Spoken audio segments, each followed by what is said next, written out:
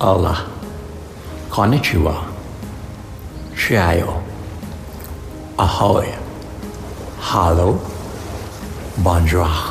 आप दुनिया के जिस भी कोने में हैं, उस स्टैंडर्ड टाइम के अकॉर्डिंग मेरी विश आपके लिए। Thank you and welcome to my show. मैं सागर SAAGOUR अपने इस पॉडकास्ट में और सागर की ऊंची ऊंची लहरों में सर्फिंग के लिए आप सभी के साथ फिर से एक बार। मैंने अपनी ज़िंदगी में बहुत कुछ सोचा था, मैं ये बनूंगा, मैं वो बनूंगा, मैं ऐसा करूंगा, मैं वैसा करूंगा, और बड़ी बड़ी ट्रेनिंग्स भी ली, कॉम्पिटिशन्स के लिए भी प्रिपेयर किया, लेकिन वही अगर कोई और होता तो कहता शायद भाग्य में नहीं था, या कहें तो डेस्टिनी ने अलाउ नहीं किया। पर नहीं, मैं ऐसा नहीं मानता। फिर से कहता हूँ, ज़िंदगी में रिग्रेट जैसी कोई चीज़ ही नहीं होती। हाँ, आप ये मान सकते हैं कि शायद कभी आपने अपने कर्माज उतने नहीं किए होंगे जितने कि करने चाहिए थे, या फिर यूँ भी कह सकते हैं कि हम शायद उतने ज़िद्दी नहीं थे कभी उस अचीवमेंट के लिए जो हम चाहते थे। शायद शिद्दत से चाहते थे, मगर ज़िद्द नहीं जानते थे। पर कोई ना, रिग्रेट तो हम मानते ही नहीं। जो हुआ सो हुआ। अब सोचिए कि कितनी मंजिलें आपका इंतज़ार कर रही हैं। ज़रा सा गहराई से सोचिए, वक्त दीजिए अपने आप को, अकेले बैठिए, आंखें बंद कीजिए और गहरी सांस लीजिए। खो जाइए उस शून्य में, उस ब्रह्मांड में जहाँ सब कुछ विलीन हो जाता है, खो जाता है। ना खुशी है, ना गम है, ना सुख है, ना दुख है, न रात है, ना सवेरा है, ना दोस्त है, ना दुश्मन है, ना अपना है, ना पराया है, ना बड़ा है, ना छोटा है, ना ज्ञानी, ना अज्ञानी, सब एक, सब नेक। हम सब उस सर्वशक्तिमान सुप्रीम पावर की अनोखी क्रिएशन है। हम में कोई खराबी या कमी हो ही नहीं सकती। हम सब किसी न किसी रीज़न से इस दुनिया में आए हैं। उस पावर ने, जिसे हम ईश्वर के नाम से बेहतर समझ सकते हैं, हम सबको अपना अपना होमवर्क देकर भेजा है। वो होमवर्क ही तो आपको पहचानना है।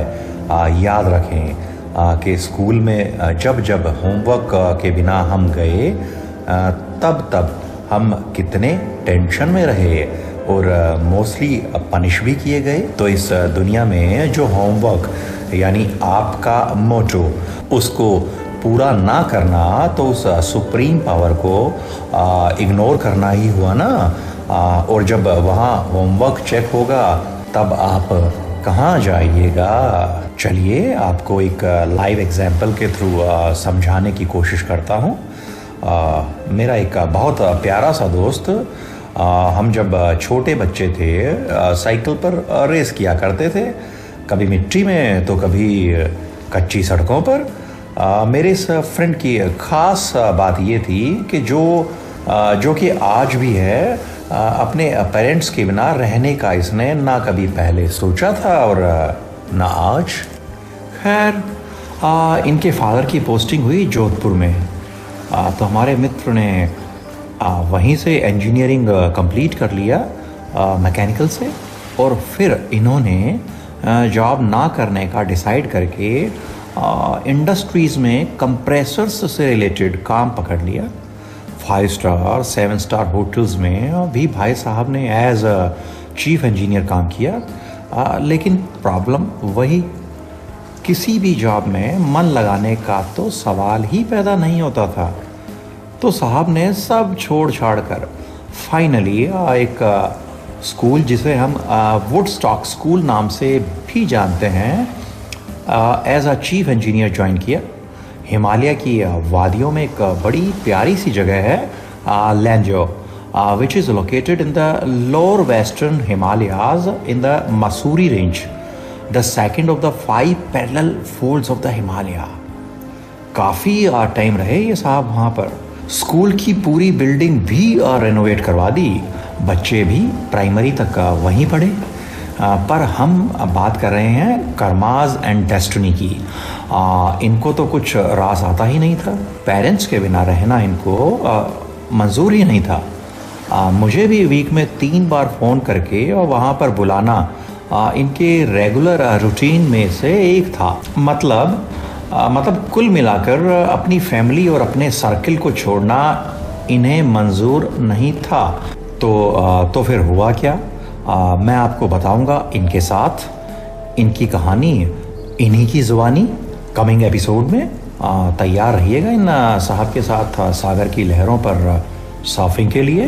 पर पहले डेस्टिनी एंड कर्मास को ठीक से समझ लेते हैं। हाँ, आप में से बहुत से लोगों ने सागर की लहरों पर सर्फिंग तो की होगी। सर्फिंग के वक्त क्या ज़रूरी होता है आपको पता ही होगा। सबसे पहले प्रैक्टिस, एक परफेक्ट बैलेंस की, और उससे भी ज़्यादा ज़रूरी कॉन्फिडेंस की। अब बस एक बढ़िया सफ़र रेडी है सर्फिंग के लिए। सागर की बड़ी बड़ी ऊंची ऊंची लहरों के साथ ज़िंदगी का लुत्फ़ उठाने के लिए अच्छी ट्रेनिंग फॉर परफेक्शन, जिसे हम कर्मा कह सकते हैं, और वेव राइडर या सर्फर जिस पर्पस के लिए सर्फिंग करता है उसको हम डेस्टिनी भी कह सकते हैं। क्या कोई सिर्फ चाहने से या सोचने से या फिर भगवान से विश मांगने से अच्छा सर्फर बन सकता है? डेफिनेटली जवाब ना में ही आएगा। एक अच्छा कामयाब सर्फर बनने के लिए सबसे पहले विल पावर, फिर प्रैक्टिस और फिर कॉन्फिडेंस, यही सब कुछ ज़रूरी होता है। भगवान से अपने लिए विश अच्छा सर्फर बना देने की नहीं, मैं अच्छा सर्फर बनने के काबिल बनूं, मैं उतनी प्रैक्टिस कर पाऊं, उतना वक्त दे पाऊं, उतनी काबिलियत पैदा कर पाऊं अपने आप में कि दुनिया की कोई भी ताकत मुझे अच्छा सर्फर बनने से ना रोक पाए।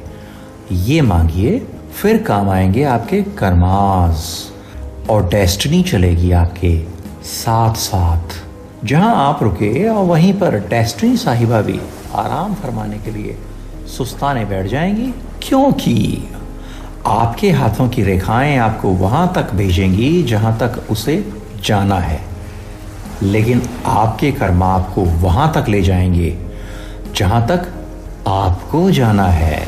मैं बचपन से बड़े लोगों से सुनता आया हूँ, भाग्य में होगा तो मिलेगा, नहीं हो तो नहीं मिलेगा। चादर देख के पैर पसारो भैया, औकात से बाहर सपने देखोगे तो पछताना पड़ेगा, वगैरह वगैरह। सीरियसली, क्या वाकई ये सभी मिथ्स या सो कॉल्ड ज्ञान की बातें किसी भी इंसान को आगे बढ़ने के लिए प्रेरित कर सकती हैं? I think never. मुझे लगता है भाग्य में जो होगा मिलेगा। ठीक है, लेकिन भाग्य बनाओगे तभी तो मिलेगा ना। सपने जो आपको सब भुला दें, सपने जो सोना भुला दें, सपने जो नींद में सपनों में आए, वही डेस्टिनी है। डेस्टिनी जो आप अचीव करना चाहते हैं, जिसे पूरा करने के लिए सोना, खाना, एंटरटेनमेंट, यहाँ तक कि अपना फेवरेट से फेवरेट भी छूट जाए, उसको ही डेस्टिनी कहते हैं। पाँव चादर देख कर ना पसारें, चादर को बड़ा बनाने के लिए कुछ करें, कर्म करें, फिर चैन से पैर पसारें, बिना किसी परेशानी के।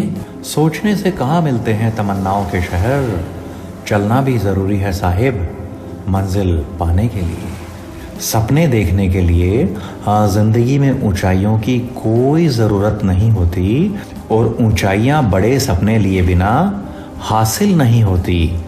याद रखें, जितने बड़े आपके कर्मा होंगे उतने ही बड़े लोग आपके बारे में सोचेंगे।